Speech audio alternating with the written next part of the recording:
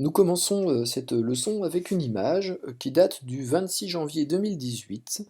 C'est le jour où pour la première fois ce navire qu'on voit au premier plan fait sa sortie en mer chargé de tous ses conteneurs. Ce navire, c'est un porte-conteneurs donc, il s'appelle l'Antoine de Saint-Exupéry, on voit son nom écrit ici sur la proue, et il appartient à une compagnie française, la CMA-CGM, qui est une compagnie de commerce, comme on en a pu en étudier dans nos leçons d'histoire sur les échanges commerciaux au XVIIIe siècle. Eh bien, maintenant, ce ne sont plus des navires à voile, ce sont ces géants des mers qui sont capables de porter ces cargaisons. Alors, je parle de géants parce que là, il y a un navire d'une capacité de 20 000 EVP, 20 600 EVP pour être précis. Alors l'EVP, c'est une unité de mesure, ça correspond à un conteneur de base. Un conteneur, ça fait 6 mètres de long. Alors en voici un par exemple, là, je vous en montre un en vert. Ça, c'est un conteneur. Alors ceux-ci sont plus grands, ils font 12 mètres de long. Donc, pour reprendre ce que je viens de vous dire, ce navire, l'Antoine de Saint-Exupéry, a une capacité de 20 600 conteneurs comme celui-ci. C'est énorme, évidemment. Et aujourd'hui, le commerce mondial des produits fabriqués par les industries se fait dans ces boîtes de métal qui naviguent sur les mers portées par ces géants. Alors, un géant, effectivement, hein, puisqu'il fait 400 mètres de long, donc c'est toujours l'Antoine de Saint-Exupéry, mais cette fois-ci, il n'a pas encore sa cargaison, et il fait 60 mètres de large, 59 mètres de large pour être précis. Alors pour vous faire une idée de ce que ça représente, je vous ai mis une silhouette que j'ai trouvée sur le site de la CMA-CGM. Alors c'est pas le Saint-Exupéry, c'est un navire un peu plus petit, c'est le Jules Verne, 396 mètres de long, la silhouette bleu foncé que vous voyez, c'est la sienne. Au passage, pendant que je vous parle, il y a déjà des navires qui sont plus grands que ceux-ci, hein. On a quand même là, parmi les plus grands navires du monde, mais il y a, en 2018, il y avait déjà des navires qui faisaient 21 000 EVP. Alors, je reprends. Donc là, vous avez le Jules Verne, 396 mètres. Pour comparer, nous avons d'autres silhouettes. Par exemple, ici, vous avez le porte-avions Charles de Gaulle. Devant, un Airbus A380, un semi-remorque, une voiture. Alors moi, je vous propose une autre unité de longueur. Moi, j'ai essayé de comparer ça à un collège de Brassac. Donc voici un collège de Brassac, une petite capture d'écran, puis un système d'information géographique. Et là, vous voyez la ligne jaune, la diagonale, qui va depuis la salle de SVT ici jusqu'à la salle de technologie ici, en passant par-dessus le préau. Ça fait 100 mètres.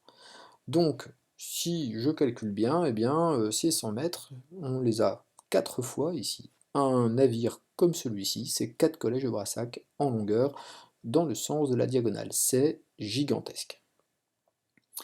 Alors, ces porte-conteneurs sont à l'image du commerce, la façon dont ils se réalisent aujourd'hui dans le monde. Je vous avais dit, aujourd'hui, on transporte surtout les marchandises, quand ce n'est pas du vrac, hein, quand c'est pas en tas, comme des minerais ou du charbon ou le pétrole qu'on met dans des citernes, on le transporte dans des boîtes, dans des conteneurs comme ceux-ci. Alors, ça a un grand avantage, c'est facile à entreposer, c'est facile à ranger, c'est facile à stocker.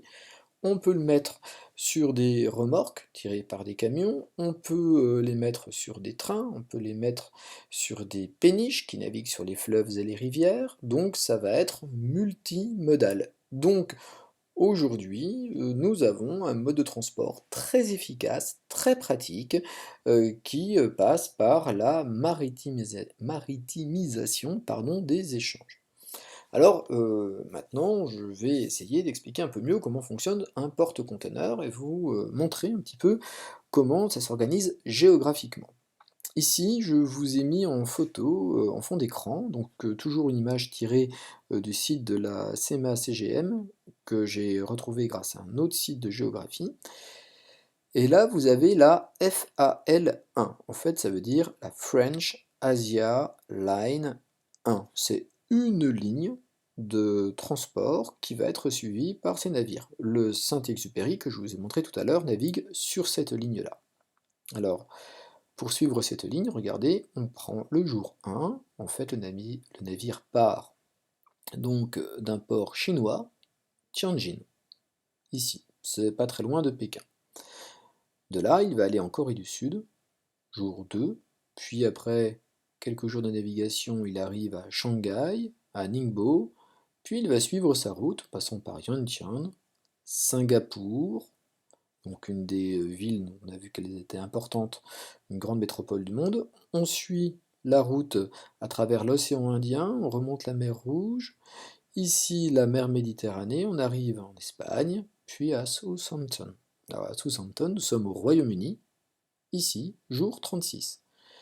Et là, on considère qu'il est arrivé en Europe, et à partir de là, le trajet en vert, c'est le trajet du retour, donc dans le choix de légende qui a été fait ici, mais en fait, il va encore naviguer un petit peu en Europe, puisqu'il va aller à Dunkerque, puis il va aller jusqu'à Hambourg, il va aller dans le plus grand port européen qui est Rotterdam, ici, à l'embouchure du Rhin, puis il va reprendre sa route jusqu'en passant par Le Havre, qui est, on va dire, le port de Paris, si vous voulez, et enfin, il reprend sa route et direction l'Asie, Méditerranée, donc Atlantique, Méditerranée, mer Rouge, océan Indien, il fait une pause à Khor Fakkan, aux Émirats Arabes Unis, et retour, ici, jusqu'à Tianjin, jour 82. Donc cet aller-retour a duré en tout 82 jours. Ça peut paraître lent, mais vu la quantité qui est portée, ça permet de faire une livraison assez efficace, assez rapide, sûre, régulière, et puis enfin peu coûteuse. Alors, tout au long de cette route, vous avez vu, le navire s'est arrêté dans des ports. Eh bien, ces ports vont jouer un rôle important, ça va être des hubs. Alors, c'est une notion qu'on a déjà rencontrée dans la géographie. Un hub, c'est un port depuis lequel on va redistribuer une partie de ce qui est arrivé. Alors je vous montre ça sous forme d'un schéma. Donc ça c'est l'image d'un port de porte-conteneurs qui est en Méditerranée, c'est le port de Malte. Si vous voulez, c'est ici. Alors c'est pas un port sur lequel s'arrête la FAL 1 qu'emprunte le Saint-Exupéry. Alors je vous montre le schéma. Donc j'ai simplifié à l'extrême, j'ai pris que 4 grands ports, on va partir de Chine, de Shanghai, et on va aller jusqu'à Rotterdam en Europe. Dans mon schéma, la route principale, la FAL 1, est représentée par cette ligne grise, qui est celle qui est empruntée par l'immense porte-conteneurs, l'Antoine de Saint-Exupéry, qui va aller jusqu'à Singapour, jusqu'à Khor El Fakkan, aux Émirats Arabes Unis, puis qui va aller après jusqu'en Europe. Et vous avez remarqué que depuis chacun de ces ports, en fait, vous allez avoir des lignes secondaires sur lesquelles vont naviguer des navires de moindre dimension, mais qui vont assurer la redistribution des marchandises qui étaient déposées ici vers d'autres ports de la région Europe, par exemple. Inversement, des navires vont emmener des marchandises depuis les autres ports et les ramener à Rotterdam, où ils vont être chargés sur ce navire principal qui va reprendre après sa route vers l'Asie. Et voici un petit peu le mode de fonctionnement de cette route maritime que vous voyez ici. Alors pour bien comprendre cette idée de route maritime, je vous parle vraiment de route, ça peut être intéressant de passer par un site, marinetraffic.com. Alors Marinetraffic est un site qui nous permet de géolocaliser tous les navires qui naviguent actuellement dans le monde. Donc là, nous sommes le 22 mai, au moment où j'enregistre ceci, voici une carte de la navigation actuelle. Alors là, vous n'avez qu'une partie des navires, vous avez uniquement les porte-conteneurs, transporteurs de marchandises. Je peux afficher tous les navires. Alors, je vais faire ainsi. Voilà.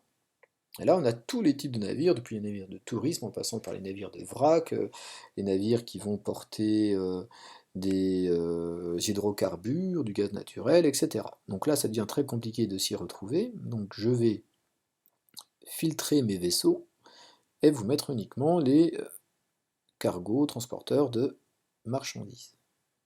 Voilà, on y est. Alors, qu'est-ce qui apparaît ici? Alors, on en voit déjà qui sont sous forme de petites flèches, c'est ceux qui sont en train de naviguer. Ceux qui sont sous forme de rond sont tout simplement à quai, ils ne naviguent pas. Alors, ça peut être surprenant, c'est qu'on en voit à l'intérieur du continent. Alors là, l'explication est très simple, c'est de la navigation fluviale. Il n'y a pas que la navigation maritime sur ce site, il y a aussi la navigation fluviale. Et puis après, bah, si vous cliquez sur un de ces navires, vous allez avoir bien parfois des informations sur lui, pas toujours. Alors je vais prendre celui-ci. Donc voilà, là nous avons un navire, je ne sais pas ce qui transporte celui-ci, mais le voici en photographie, et vous avez son port de départ et son port d'arrivée qui sont notés ici. Alors bah, je vous propose, nous, qu'on recherche des navires que nous connaissions. Alors on peut aller voir bah, le Saint-Exupéry de la CMA CGM. Donc là, vous avez vu, CMA CGM, il en reconnaît plusieurs, le Jules Verne dont on a parlé. Alors le Saint-Exupéry, il est ici, Container Ship, donc porte-conteneur, je clique, et il va aller le trouver là où il se trouve. Alors, il est là, c'est lui ici. Alors, on va changer d'échelle sur la carte pour voir où nous nous situons. Alors, si vous regardez les noms et l'alphabet utilisé, vous remarquez que nous sommes en Asie, et en fait, actuellement, eh bien, le Saint-Exupéry est pas loin de son port de départ. Il vient de partir de Tianjin, et donc il est en train de faire sa route, sa très très longue route qui va prendre 82 jours pour faire aller et retour. Alors, ce qui apparaît aussi en regardant cette carte, hein, au fur et à mesure que je fais les changements d'échelle, c'est qu'on voit qu'il y a énormément de navigation maritime dans le monde. Et puis aussi, on voit des lignes se constituer. Il y a donc bien des routes de navigation, c'est assez logique en fait, hein. Les armateurs qui commandent ces navires veulent que ces navires consomment le moins de carburant possible, donc ils leur font prendre les routes les plus directes, et donc vous avez ainsi des routes qui se dessinent. Voilà, à l'échelle mondiale, ce que ça peut donner. Alors, c'est pas très très très lisible, hein, parce qu'il y a beaucoup trop d'informations en même temps. Alors, si je reviens maintenant à notre carte, dans votre livre, vous en avez une de carte qui fait une synthèse de toutes ces routes maritimes empruntées. La voici. Image satellite du trafic maritime mondial, elle date de 2016, donc elle est beaucoup plus ancienne que celle qu'on a utilisée. Alors, en fait, il faut vous dire que ça marche comme une carte de densité. Plus les couleurs sont froides, bien moins il y a de trafic, donc évidemment, là, on voit qu'il n'y en a pas énormément là où c'est bleu. Quand ça devient vert, ça se réchauffe énormément. Et là, on voit bien ces routes qui se dessinent d'un point direct à un autre. Et on voit que sur les littoraux, il peut y avoir énormément de navigation. Votre manuel, pardon, excusez-moi, qui est aussi notre navire dans ses leçons d'histoire-géographie, dit que s'y dessinent des façades maritimes, on y viendra. Donc, qu'est-ce qu'on va retenir de tout ça? Ben, c'est qu'il y a des routes maritimes qui se dessinent à l'échelle mondiale. Alors, on le voit aussi très très bien sur cette jolie représentation de ces routes maritimes. Elle est ancienne, elle date de 2005, et puis il n'y a pas tous les navires du monde, donc on ne la retiendra pas, mais ce qui me semble assez intéressant, c'est de voir qu'il y a vraiment des zones plus denses qui se dessinent ici, et qui vont dessiner ces routes maritimes principales, qui sont les grandes routes maritimes aujourd'hui, qui animent le commerce mondial. Alors nous allons prendre la légende, et puis nous allons commencer de noter notre résumé, c'est-à-dire construire notre carte. Donc première partie, mers et océans sont au cœur des échanges mondiaux. Et ça, c'est un titre que vous devez retenir, c'est une information en soi. Aujourd'hui, le commerce mondial se réalise essentiellement ainsi. C'est pas par avion, c'est pas par route, c'est pas par train, c'est par navire pour les échanges internationaux. Premier point, les échanges de marchandises se réalisent à 80% sur des autoroutes, j'ai mis ça entre guillemets, maritimes. On a de véritables autoroutes qui sont dessinées sous nos yeux. Et puis voici le résumé que nous allons compléter, que vous avez à compléter. Donc, on reprend, vous voyez qu'il y a pas mal de vocabulaire à retenir, parfois c'est le vocabulaire qu'on a déjà vu. Donc nous avons des routes maritimes qui sont jalonnés, ça veut dire ponctués sur leur parcours de ports plus importants depuis lesquels on redistribue, donc de hubs, où circulent des porte-conteneurs. Et ces porte-conteneurs sont des navires qui ne cessent de grandir, donc des porte-conteneurs de plus en plus grands. Donc là, on en arrive aux éléments que nous allons représenter. On va représenter les principales routes et les autres grandes routes. Alors ces principales routes et ces autres grandes routes, on va les faire au fluo. Alors on m'a dit qu'une couleur qui irait bien, voilà, c'est le bleu, hein, au fluo bleu. Donc vous prenez votre fluo sur la partie biseautée pour faire une trace large, ça nous permettra de placer les principales routes, et puis sur la pointe fine pour faire les autres grandes routes. Et maintenant, eh bien, nous allons placer ceci sur le planisphère.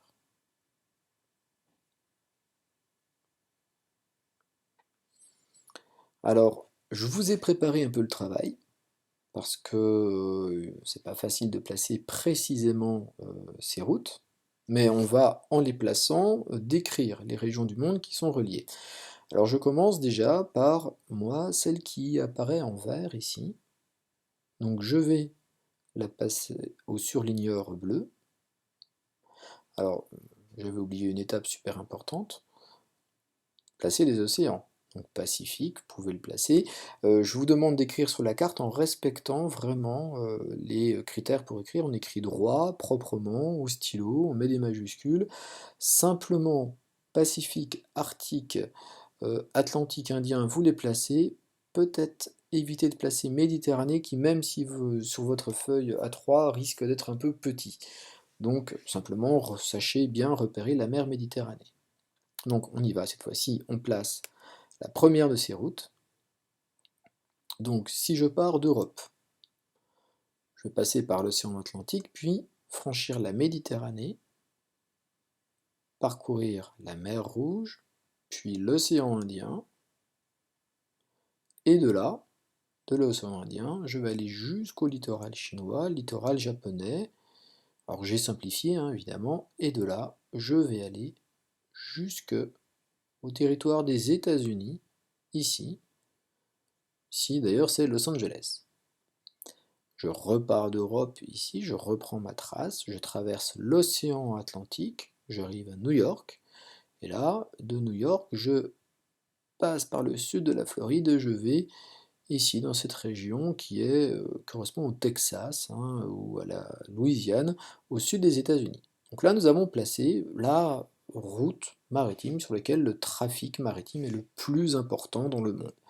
Elle fait quasiment le tour du monde, donc elle est à connaître. Vous avez remarqué que moi je la fais partir, hein, vraiment depuis le nord-ouest de l'Europe, notamment parce qu'il y a ici les grands ports, on a vu par exemple ceux de la ligne FAL 1. D'autres lignes sont à placer sur votre carte. Je vais les faire apparaître, c'est celles qui sont en bleu, hein, je vais simplement les surligner. Il serait bien que vous les surligniez aussi, ne pas en oublier. Donc de Los Angeles aux États-Unis, je vais jusqu'à New York en passant par ce petit pays qui s'appelle le Panama, puis je franchis les grandes Caraïbes pour arriver à New York, mais je peux aussi aller plus au sud et passer par cette région pour remonter l'Atlantique jusqu'à reprendre cette route. De même, en partant d'Europe, je peux faire le tour du continent africain, et je vais en profiter d'ailleurs pour aller jusque ici, dans cette région du golfe Persique. De là, je continue, je fais le tour de l'Océanie, et je vais aller jusqu'au Japon. En faisant cette représentation simplifiée, on est sûr de se rapprocher le plus possible de la réalité complexe que nous avons découverte.